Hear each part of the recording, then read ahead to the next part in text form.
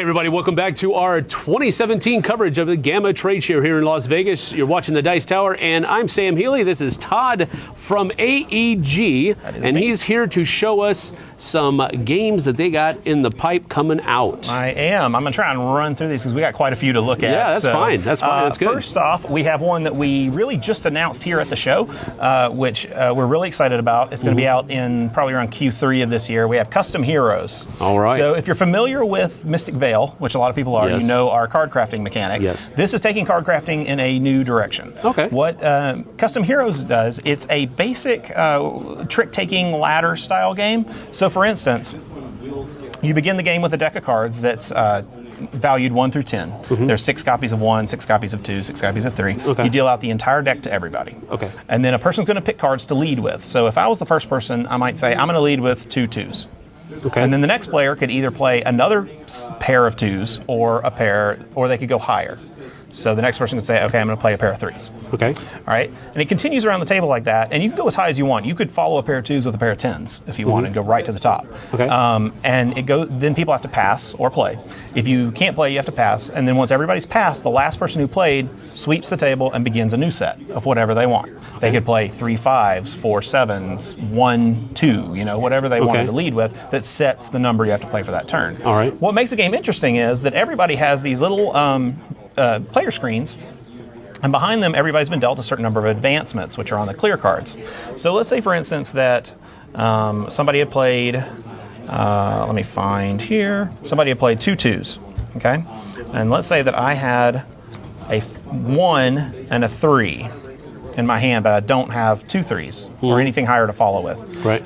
Behind my screen, I could on my turn take one of these advancements, slide it into the card, giving Michio here a boxing glove. He gets +2 now. He now counts as a 3. So now I have a pair of 3s to play.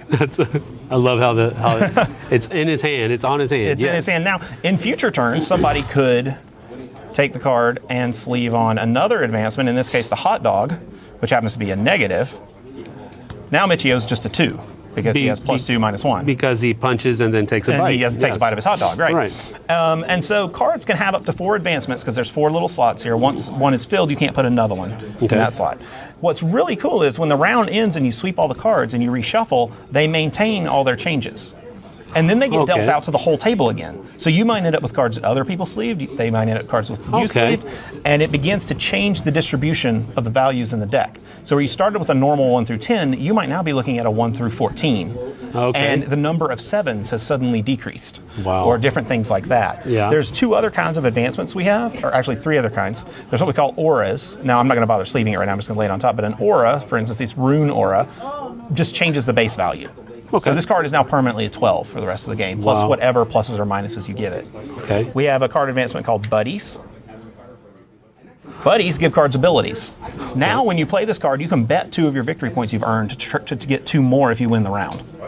There's also buddies that might make a card wild, so it can be played with anything in the set. There's buddies that reverse the flow of the numbers, so instead of going up, now you're going down for the rest of the round and people can play on. The last type of advancement we have are ascended beings, which are basically trump cards. It overlays everything except the number changes, and now that card beats any play. Whoa. Okay, you can just... Because of the text here. The text will change? All plays.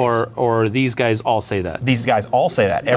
So for instance, here's another one, and he has the same text. Okay. The only thing that can beat an ascended being is another ascended being. Okay. Everybody starts with 1. So everybody has 1 behind their screen at the beginning of the game, and you can choose to use it whenever you really, really feel you need to win that set. So you said one ascended being only an ascended being can beat another one. So is it the last one that's played? Right, it'd be the last one that's played in the round. If other people choose to try to beat yours with one of theirs. Gotcha. But of course, once you've done it, like once we've ascended, that card's now going to be shuffled into the deck, and someone else might get that card the next round and be able to play. Gotcha. The game has a system of PowerPoints that let you use those abilities, where, for instance, to play this, you would have to spend 2 of your PowerPoints to do the trump. But if you played the card just as a plain 2 and didn't activate the text, you would get a PowerPoint. So that's how you build them up for playing future effects. Interesting. So at its core, it's a very simple game that a lot of people have played when they were younger, just winning the sets. But it's got this whole new, more gamer-style mechanic that let people begin to affect the deck as you play through. I have to be honest with you, this sounds more interesting to me than Mystic Vale did. I'm not going to get into that discussion because we make them both. But I understand. We really enjoyed this game. We were playing this game so much at our company summit last week. We actually had to ban it for a while because we had to work on prototypes and other stuff because people just kept wanting to play custom heroes over and over. Now you have Japanese and English. Is there a reason for that? Yes, we are releasing both in Japan and worldwide at the same time. Okay. We're going to release this into Japan ourselves. We were actually aiming for Game Market. We're going to be a little bit behind that, but we do have all the cards in dual language. The rulebook's dual language. Everything in it is. Very cool. All right, what else? What else so that was custom heroes. We'll slide all that down here. One of our other big ones we have coming out is The Captain is Dead, which we are very excited about. This is not the full setup of the game. I just put a few cards out to show people what we have. So for instance, in The Captain is Dead, yeah, our little dudes. So in The Captain is Dead, everybody takes on a role on a starship that is currently in a bad spot, as the title might betray, The Captain is Dead. You're the remaining crew, yes. Up to 7 players are playing co-op, and there are 18 roles you can play, all with their own abilities, so you can get multiple attempts at teams trying to save this ship. Okay. So, for instance, the Admiral is going to have definitely different abilities than the security officer. Okay. Okay? And they all bring their own thing to the game. What you're ultimately trying to do is to repair the jump core. Okay. There is a little bar in the game that moves up and down as you make repairs to the jump core trying to get away. Okay. This is what I refer to as the win track. Okay. Over here's the lose track. This is your shields. They start at 100%, but every time you take damage from alien ships, which I'll show in a moment, it goes down by 10%. Down. Okay. If it ever reaches 0 and you get hit again, the game's over. Wow. So for instance, you might be playing, and at the end of everybody's turn, you flip an alert card. When the alert card tells you, oh, the torpedo tube went out, the torpedo tube's now offline. You can't shoot any of the bad guy ships anymore until somebody repairs that. But if somebody wastes actions repairing that, you're not repairing the jump core. And at the end of each player's turn, another alert goes off. So stuff is going wrong all throughout the whole ship. All over the place. And it stops your ability to get more cards. It lets you do more things and repair more things. So you have to find this balance of working as a team of what you consider critical systems and what you don't. Mm-hmm. Usually by the end of the game, you're just letting everything blow up, just trying to get that core finished at the end. We found that most teams lose more than they win, but people have a blast even in losing. That's cool. So Tom was playing it last night. They were laughing their heads off the whole time. Super fun game. It'll be out in April. Cool. April.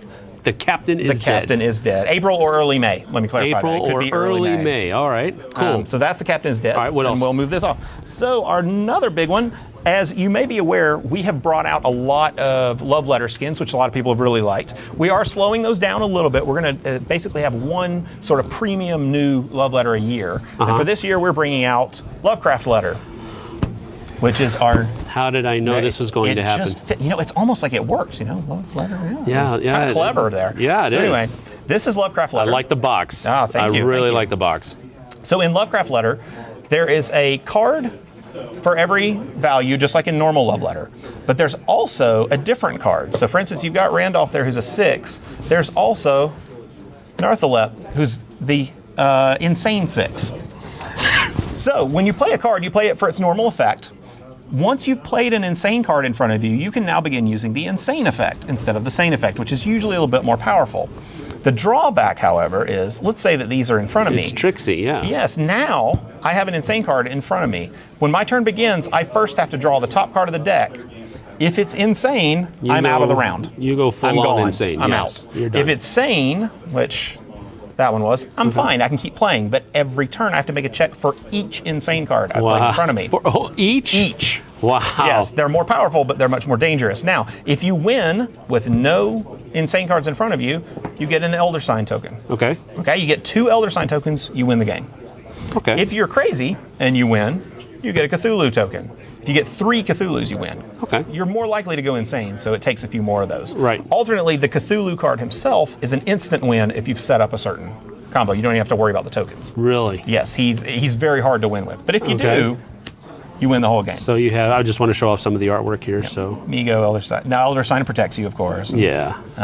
These are really nice. Yes. The Migo's interesting because there's a card that starts out of the game, the Migo brain case, that he actually puts into people's hands. When Who's you the play artist? The artist, which, let me tell you, the artist was Vincent Durate. Yep. I knew it. You were picking that one out. I saw it before he said it. Yes. But yes, this will be out in May. in May. May. All right. So, for all you love letter people out there that needed to get your curse fix on, now it's possible. Yes, it is. All right. Well, that is it from AEG. We thank you, Todd, for joining us. Thank We you very appreciate much. it. I appreciate your time. We'll see you guys on the flip side.